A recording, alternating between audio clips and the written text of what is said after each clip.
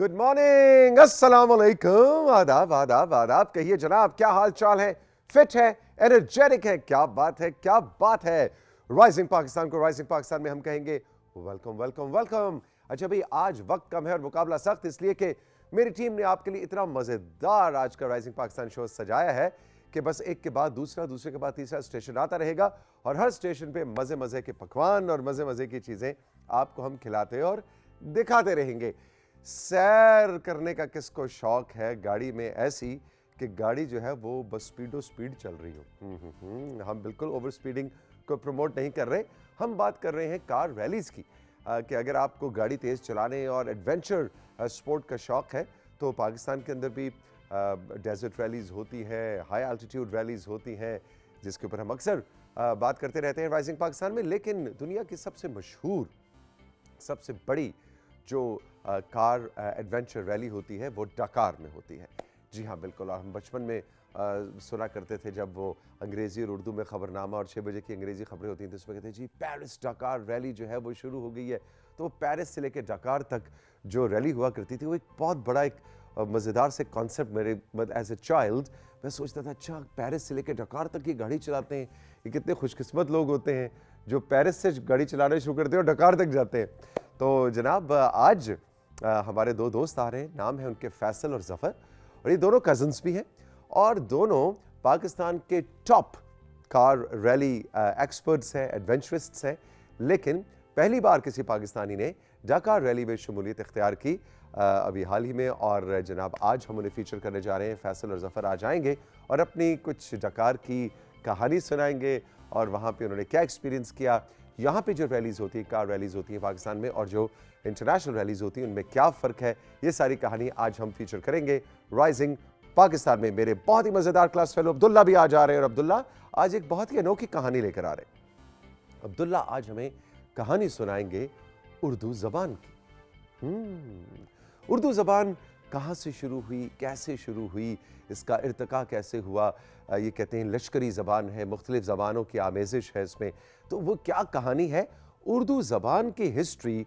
आज अब्दुल्ला जो मेरे बहुत ही टैलेंटेड होनहार साथी भी हैं, मेरे क्लास फेलो भी हैं, दोस्त भी हैं, आज उनसे हम सुनेंगे। I am really looking forward to it. इसके अलावा राबेल आएंगी जनाब, और राबेल लेकर आएंगी आपके लिए मज़ेदार सी 3 अच्छी खबरें, यानी कि गुड न्यूज़। इसके अलावा आपके मैसेजेस, आपके तस्वीर से प्रोग्राम की हंडिया को हम तड़का लगाएंगे।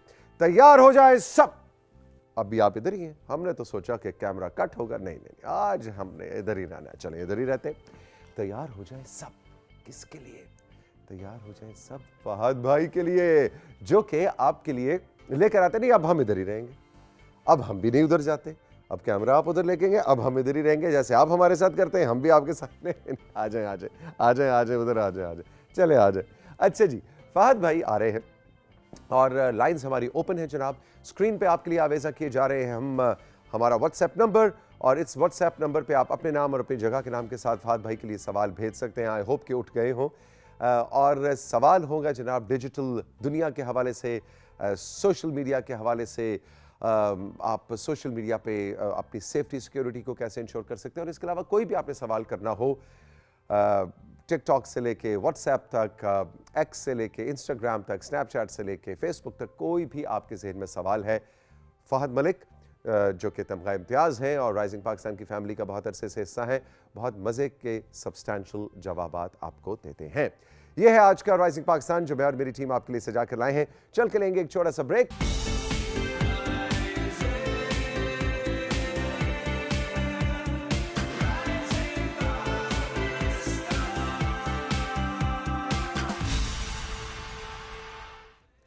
उर्दू में कहानियां तो आपने बहुत पढ़ी होंगी, सुनी भी होंगी, लेकिन क्या कभी आपने उर्दू की कहानी सुनी, पढ़ी?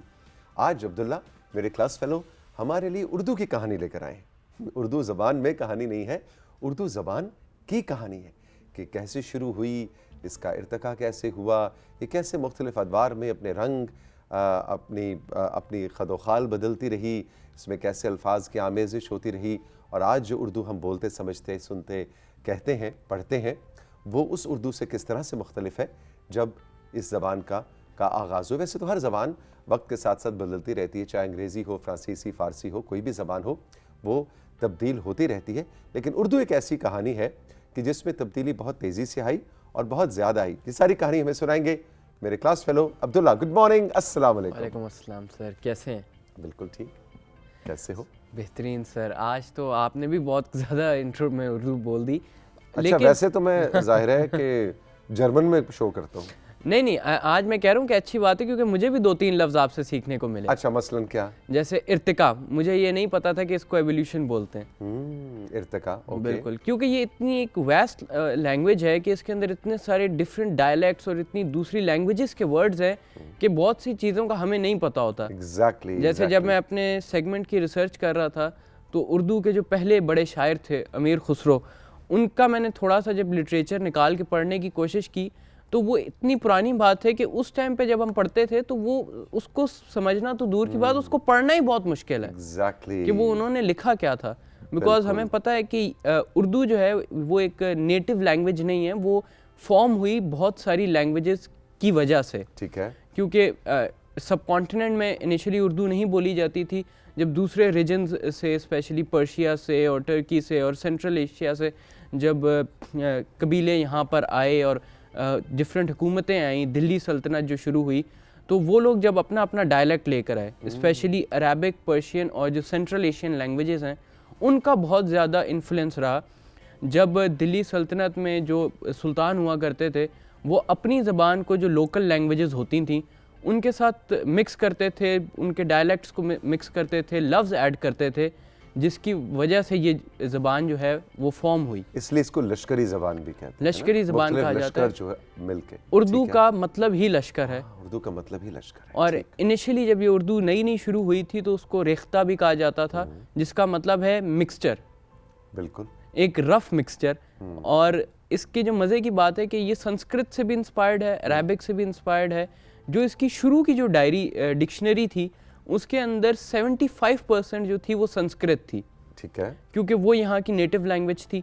लेकिन आहिस्ता आहिस्ता स्पेशली पिछले 100 सालों में इसके ऊपर पर्शियन और अरेबिक का इन्फ्लुएंस बहुत ज़्यादा रहा है। और जब से स्पेशली पार्टीशन के बाद से पाकिस्तान में जो उर्दू बोली जाती है उसमें पर्शियन और अरेबिक वो ज़्यादा बोली जाती है। इनफैक्ट जो हमारे यहाँ जो उसके लिए लिखने का स्टाइल इस्तेमाल किया जाता है वो भी पर्शियन और अरेबिक से ही इन्फ्लुएंस्ड है। और यही वजह है कि हमारे बहुत से अल्फाज फ़ारसी के होते हैं। आपको एक वजह की बात बताऊं कि हमारा पूरा जो कौमी तराना है वो फ़ारसी में है। एग्जैक्टली। और बहुत से अरबी के हमारे नाम जो है बिल्कुल उसमें हमारे आम जो पाकिस्तान के अंदर अब्दुल्ला अरबी का नाम है, बिल्कुल, तौसीक, अब्दुल्ला, ये सब फ़ारसी और अरबिक नेम्स हैं जो कि ज़्यादातर पाकिस्तान के अंदर इस्तेमाल होते हैं। बहुत ज़्यादा इन्फ्लुएंस। आपको भी मज़े की बात बताऊं कि अब तो शायद नहीं है, शायद अगर हो तो आप हमें बताइए हमारे व्हाट्सएप नंबर पे। लेकिन जब मैं छोटा सा था तो मैंने क्लास 8th में हमें ऑप्शन मिलती थी किसी एक लैंग्वेज की। अच्छा। और मैंने पर्शियन ऑप्ट की थी।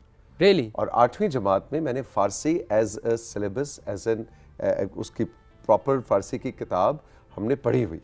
क्या बात है सर। चेक करो, ये कोई इतनी पुरानी, मैं बहुत पुराना हूँ, पत्थर के ज़माने का भी हूँ, लेकिन ये इतनी कोई पुरानी बात नहीं है। बिल्कुल ये ज़बानें जो हैं एक दूसरे को इन्फ्लुएंस करती हैं। इस लिहाज से बहुत उर्दू ज़बान जो है वो कुशादा दिल वाक़ हुई है तारीख़ में कि उर्दू का दिल बहुत बड़ा है, इसकी बाहें बहुत खुली हैं। ये नई दूसरी ज़बानों से नए नए अल्फाज को अपने अंदर समोने का बहुत बड़ा हुनर रखती है। इसीलिए जो हम देखते हैं स्पेशली जो मुग़ल एम्परर्स थे वो अपनी जो पूरी जो अपने अवाम थी उसके अंदर एक यूनियन, एक यूनिटी पैदा करने के लिए उन्होंने उर्दू को इस्तेमाल किया था, क्योंकि ये सब लोगों को जोड़ सकती है, एक फ्लूइड नेचर है इसकी। तो वो ये नहीं होता था कि हम आपकी ज़बान में बात कर रहे हैं या किसी और की ज़बान में बात कर रहे हैं। उनके कोर्ट में हमेशा उर्दू का इस्तेमाल किया जाता था क्योंकि उसके अंदर सब ज़बानें आ जाती थी। इनफैक्ट इसके अंदर एक दो लफ्ज़ तो पोर्टुगीज़ से भी हैं। अच्छा जी बिल्कुल, स्पेशली जो लफ्ज़ है चाबी, हाँ, ये पोर्टुगीज़ लैंग्वेज से आया है। यूरोपियन लैंग्वेजेस भी हैं इसके अंदर, टर्किश का भी है। टर्किश के अंदर और उर्दू के अंदर दोनों एक्चुअली अरबी है। अच्छा, अरबी के लफ्ज़ हैं, है, तो वो अरबी इन्फ्लुएंस है। तो जब हम बोलते हैं तो हमें ऐसा लगता है कि मिलते जुलते लफ्ज़ हैं, लेकिन इंग्लिश इन्फ्लुएंस भी रहा है स्पेशली ब्रिटिश राज के टाइम पे। और क्योंकि इसकी जो फोनोलॉजी है और जो सेंटेक्स है वो इतना बड़ा है कि सारे साउंड्स हैं इस लैंग्वेज के अंदर, इसके अंदर हमें आ बा खा सब मिलता है, तो इसलिए कोई भी दूसरी लैंग्वेज इसके अंदर आराम से आ सकती है। हम इसके अंदर इंग्लिश भी बोल सकते हैं, हम फ्रेंच भी बोल सकते हैं, हम कोई भी पंजाबी भी बोल सकते हैं, मिक्स कर सकते हैं। तो और अब तो इतना ज़्यादा अब्दुल्ला कॉमनली मैं देखता हूँ कि अंग्रेज़ी के ज़बान भी के अल्फाज भी, ज़बान के अल्फाज भी इसमें अब इस्तेमाल होते हैं, और आपकी नस्ल जो है वो उसको तो कई बार ये डिफरेंशिएट करना मुश्किल हो जाता है कि अच्छा ये उर्दू का लफ्ज़ नहीं है, हम तो इसको ऐसे इस्तेमाल करते हैं जैसे उर्दू का लफ्ज़। कुछ लफ्ज़ हैं जो मिलते जुलते हैं, जैसे बाजार इंग्लिश में भी है, उर्दू में भी है। बिल्कुल बिल्कुल। और ये कोई उसको हम ये नहीं कह सकते कि ये इंग्लिश और उर्दू अलग हो गई हैं, बिकॉज उर्दू में मैंने कहा ना कि फोनोलॉजी ऐसी है कि सारी आवाज़ें हैं, इसका जो सिंटैक्स है, इसका जो लिखने का, जो इसको पढ़ने का तरीका है, उसके अंदर आप सब लफ्ज़ बोल सकते हैं। तो ऐसा नहीं है कि हम उर्दू को चेंज कर देते हैं, बल्कि दूसरी लैंग्वेज उर्दू का हिस्सा बन जाती है। बिल्कुल बिल्कुल, वही बड़ी ज़बरदस्त। अच्छा ये बताओ कि तुम अपनी उर्दू को बेहतर करने के लिए बोलने में और पढ़ने में, क्वालिटी उर्दू पढ़ने के लिए, क्वालिटी उर्दू बोलने के लिए क्या करते हो, या कोई तुम्हारे ख्याल में इसकी ज़रूरत नहीं? नहीं, बिल्कुल ज़रूरत है, बिकॉज लैंग्वेज का एक असर होता है आपकी पर्सनैलिटी पे, और अच्छा बोलना अच्छी बात है। तो मैं, एक तो मेरी मदर हैं, उन्हें आता है लिटरेचर वगैरह, उन्होंने पढ़ा हुआ है, तो मैं उनसे हेल्प लेता हूँ, उन्हें कहता हूँ मम्मा मुझे बता दें, ये कह दें, वो कह दें। लेकिन वो मैं कल उनसे पूछ रहा था तो उन्होंने मुझे एक शेर सुना दिया कि अब उन्होंने तो यकीनन, अगर वो लिटरेचर से उनका बैकग्राउंड है तुम्हारी वालिदा का, उन्होंने तो सही सुनाया होगा। हाँ जी। लेकिन अगर तुमने सही ना सुनाया तो तुम्हें अभी सजा मिलेगी, ठीक है? उन्होंने सुनाया कि नहीं खेल दाग यारों से कह दो कि आती है उर्दू ज़बां आते आते। उन्होंने कहा टाइम लगेगा, एक दिन में। इसको याद करने में तुम्हें कितने दिन लगे? ये कल ही सुना था तुमने? कल ही सुना था। मैं सारी रात बैठ के, मैं सोया नहीं, मैं यही पढ़ता रहा। नहीं, बहुत अच्छी बात है, और मुझे खुशी इस बात की है कि अब्दुल्ला की नस्ल के बच्चे जो हैं ये उर्दू ज़बान या ज़बानों के इर्तिका, ज़बानों की कहानी, ज़बानों की तारीख़ के बारे में शौक़ रखते हैं, दिलचस्पी रखते हैं। उमूमन एक तासुर ये है कि आपकी जो जनरेशन है वो सिर्फ बड़ी मटेरियलिस्टिक है, वो सिर्फ उन चीज़ों में शौक़ रखती है जिसमें उनको कोई फ़ायदा नज़र आ रहा है। नहीं, ऐसा नहीं है, बल्कि उर्दू अच्छी ज़बान बोलने के बहुत से फ़ायदे भी होते हैं। जैसे हम उर्दू को थोड़ा, क्योंकि हमारी ज़बान है तो हम थोड़ा सा इसको कभी कभार अंडर एस्टिमेट कर देते हैं। लेकिन आपको ये जान के थोड़ी हैरानगी होगी कि साउथ अफ्रीका में ये एक प्रोटेक्टेड लैंग्वेज का स्टेटस है इसके पास। नेपाल में ये बोली जाती है, बहुत से अभी भी सब कॉन्टिनेंट के अंदर एक बहुत बड़ी लैंग्वेज है। इनफैक्ट अगर आप किसी बाहर की यूनिवर्सिटी में जाते हैं तो वो ये डिफ्रेंशिएट नहीं करते कि आपने इंग्लिश पढ़ के आए हैं या उर्दू पढ़ के आए हैं, वो लैंग्वेज को एक लैंग्वेज की तरह लेते हैं। जी हाँ, बिल्कुल। और ये बड़ी खूबसूरत बात है कि दूसरे ममालिक में हमारा एक आम तासुर ये भी कहते हैं, हम अपने बबल में रहते हैं कि कुएं का मेंढक बन के, कि अच्छा उर्दू ज़ाहिर हमारी कौमी ज़बान है, लेकिन हम कई बार ये समझते हैं कि उर्दू सिर्फ पाकिस्तान में बोली जाती है। नहीं।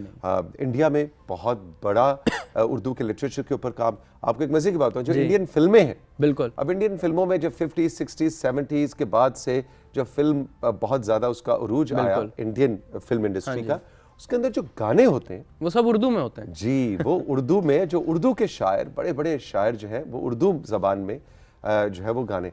बिल्कुल इसी तरह से ईरान के अंदर जो है उर्दू के ऊपर बहुत काम हो रहा है, होता है। बैनुल-अक़वामी सतह पे वेस्ट के अंदर, जर्मनी के अंदर और दूसरे ममालिक में भी बड़ी बड़े जो दरसगाहें हैं जो लिंग्विस्टिक्स पे काम करती हैं, लैंग्वेजेस पे काम करती हैं, वहाँ उर्दू पे आज भी काम होता है। बल्कि जर्मनी में तो जो हमारे नेशनल पोएट हैं अल्लामा इकबाल, उनको बहुत इज्जत दी जाती है, उनको बहुत माना जाता है। जी हाँ, बिल्कुल। लेकिन वो तो एक फ़लसफ़ी की के एतबार से, उनका जो उनकी फ़िक्र, उनकी सोच, उनका जो फ़लसफ़ा है, उस हवाले से उनको, उनके मानने वाले, उनके फॉलोअर्स बहुत ज़्यादा है। तो बिल्कुल जनाब, बड़ा कोई पॉइंट तुम्हारा रहा तो नहीं कि हम तो बातों बातों में पता नहीं कहाँ निकल? नहीं, मेरे ख्याल से हो गए हैं सारे। Very good Abdullah, thank you very much. और आप उर्दू ज़बान की तारीख़ और इसकी कहानी के हवाले से अब्दुल्ला की रिसर्च में कुछ ऐड करना चाहें तो हमारा इंस्टाग्राम आपको मालूम ही है, उसका नाम है राइजिंग पाकिस्तान, और हमारा व्हाट्सएप नंबर स्क्रीन पे आवेज़ा कर दिया गया 0308893649 राइजिंग पाकिस्तान _PTV होम हमारा इंस्टाग्राम है। इस पे आप जाके आप हमें इनबॉक्स कर सकते हैं, और अब्दुल्ला की नॉलेज में अगर आपको इजाफा करना चाहें तो you are more than welcome. Thank you sir, बहुत बहुत शुक्रिया। खुश रहो, जीते रहो। हम चल के लेंगे राइजिंग पाकिस्तान में एक छोटा सा ब्रेक, और ब्रेक के बाद जब हम वापस आएंगे तो हमारे साथ होंगे फहद भाई। नहीं, फहद भाई से पहले होंगी राबेल, और राबेल लेकर आ रही हैं आपके लिए 3 अच्छी खबरें और कुछ आपके मैसेजेस और आपकी पिक्चर्स। रहिए हमारे साथ, ये है राइजिंग पाकिस्तान।